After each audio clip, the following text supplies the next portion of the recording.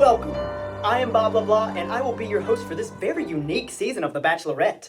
This season, we'll get to meet contestants who have traveled across timelines and realms of reality. But first, let's meet our Bachelorette. Hi, I'm Jenna Moore. I'm an American literature student, and I am so excited to be here. I'm really looking to find someone who's unapologetically themselves. Individuality is so important to me. It's so easy to get caught up in what society wants us to be. I'm hoping to find someone who breaks from that. Now, let's meet our contestants. Our first contestant is Judge Danforth from Arthur Miller's The Crucible. His favorite activities include reading his Bible and condemning Satan. My values are the most important thing to me. A man is nothing without his morals. So, The Bachelorette really values individuality. What are your thoughts on it? Immoral. He said what? Our next contestant comes to us all the way from 1775.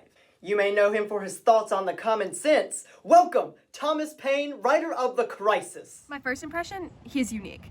Riding out on a horse, that's something a true individual would do. It is my honor to proclaim our ideas of liberty, freedom, and justice. And individuality. Yes, if it be necessary to the cause.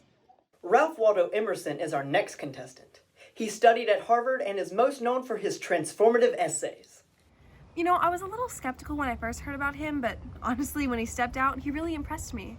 Society everywhere is in conspiracy against the manhood of every one of its members. I don't even know what that means. Our next contestant is Henry David Thoreau. He once spent 2 years, 2 months, and 2 days in a cabin at Walden all alone. You're telling me that's a different person?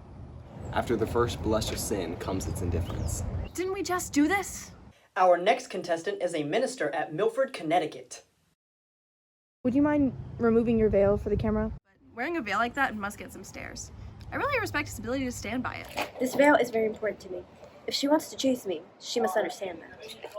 Our next contestant has chosen to be called the narrator and comes from American poet Walt Whitman's Beat, Beat, Drums. Doesn't the show seem like a waste in a time like this? The next contestant is another famous American poet, Emily Dickinson. It's honestly such an honor to be invited. I hope this to be a rewarding experience. I'm sorry, are you signing dashes in the air? Is that a problem?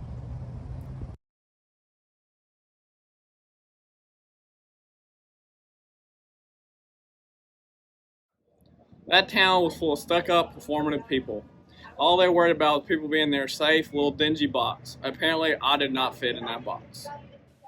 Next up, we have Gladys Glenn. Sorry, that's just my pen name. I'm Theodora.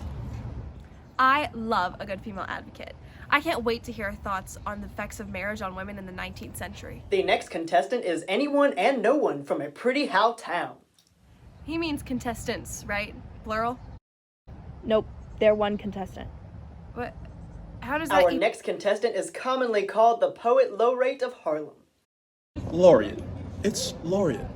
Sorry, our sources say it's low rate. What sources? I'm Langston Hughes, revolutionary black poet. Seriously? Our next poet didn't even have to time travel to be here today. Let's meet poet Nikki Giovanni. I grew up in the 50s and watched the civil rights movement unfold. I see no reason to hide my true self and conform to the majority or the powerful. And our final contestant is Sandra Cisneros. I'm so fortunate to be here with a bunch of amazing artists, and I can't wait to meet the Bachelorette. This is gonna be so hard. There are so many amazing contestants here today. Well, hopefully it isn't too hard, because our 13 contestants will soon become 6 at the end of our welcome party. Our Bachelorette will have the chance to ask each contestant a single question. At the end, our Bachelorette must choose 6 contestants to move on to the date round. I've decided to ask each contestant what individuality means to them. I'm hoping to get some good answers. Now, let's watch as the party unfolds. What's wrong with the last What's individuality to you? I'm very glad you asked. Individuality to me means a lot. I mean, I think society today lacks a lot of individuality. Like, take this friend, for instance, Miss Shipton. She had a few prostitutes, and everybody in my town turned on her. I mean, honestly, she was a very, very caring person. I just don't understand. I think our society needs to be a lot more welcoming to different people. You know what I mean? So you broke the law. I suppose, but let's be honest. That's so... Emily, I have a quick question. I shall do my best to answer. Fabulous. What does individuality mean to you? I've always said that much madness is divinest sense. I'm sorry, what is this? My capital letters. Oh! Mr. Hughes! It's Langston, actually. Langston, what is individuality to you? It's honoring yourself and what you come from. It's expressing yourself and sitting at the table. Table? Yes, like when they've told you to go to the kitchen. Sorry, I'm not following. It's never mind. To refuse yourself is to defer a dream. What happens to it? The dream of individuality. It could fester like a sore. It could crust over like a syrupy sweet. But me personally, I think it explodes. I have no clue what he meant by that. Okay, Minister, I know I only get one question, but I have to ask. What's the veil for? It is an emblem of my sin. Ooh, what'd you do? Steal? Commit arson? Kill someone? That is of no importance. Okay, loving the mysterious vibe. So what does individuality mean to you? Showing your authentic self, no matter the response. Do you think the town reacted well to their religious figure showing his sin on display? No, but here I am anyway. Okay, oh, anyone and no one? Yes? What does individuality mean to you? Y'all. You. It's about not conforming to society. Like we did. Everyone is so indifferent to everyone else's life. It's a miracle that we can find each other and share each other's joy. We were able to break from that society, form a personal connection, and separate from the same path of personal milestones that everyone else did. Sometimes you have to set your own definition of success and happiness. It's two people. Jenna! Thomas! I have a question for you. I will answer it to the best of my God-given abilities. What does individuality mean to you? What a difficult question. I suppose individuality is the ability to call upon our values even in the heat of war. At first, I thought the talk of revolution was a little odd, but honestly, he makes some good points. Haven't we tried negotiation? What's next? Imprisonment? We must not let our children deal with our delayed justice. But it got old. Quickly. Sandra, what does individuality mean to you? Oh, wow, so much. It's about not letting others define you. My school teachers would have never pinned me as a writer. I was a C student. But today it's how I make a living. It's also about embracing the real you. I love celebrating my Mexican culture. Moving to Texas was one of the best decisions I ever made.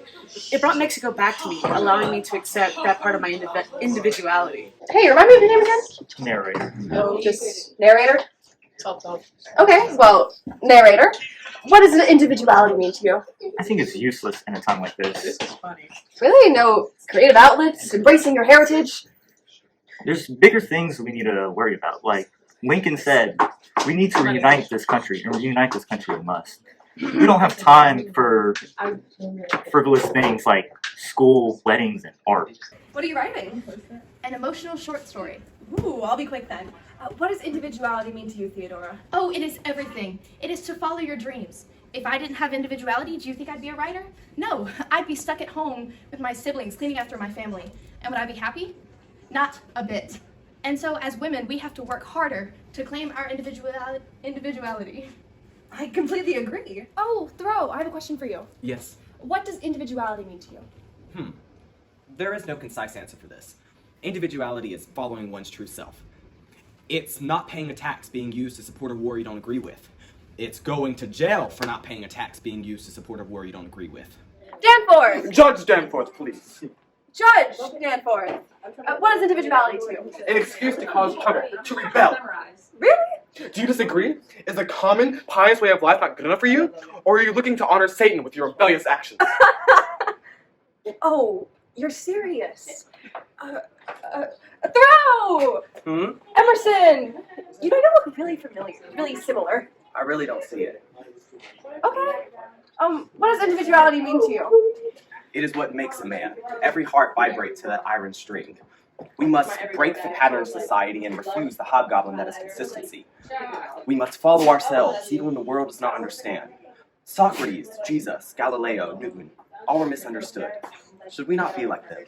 Nikki, what does individuality mean to you? Individuality is having the courage to live your own life in the face of society that says you shouldn't. There's no big secret. It's that simple. You make it sound so easy. Tune in next week to see The final rose is going to... next week on The Bachelorette. What's this? Oh, a poem I just recently wrote. My life had stood a loaded gun. What's it mean? You don't get it?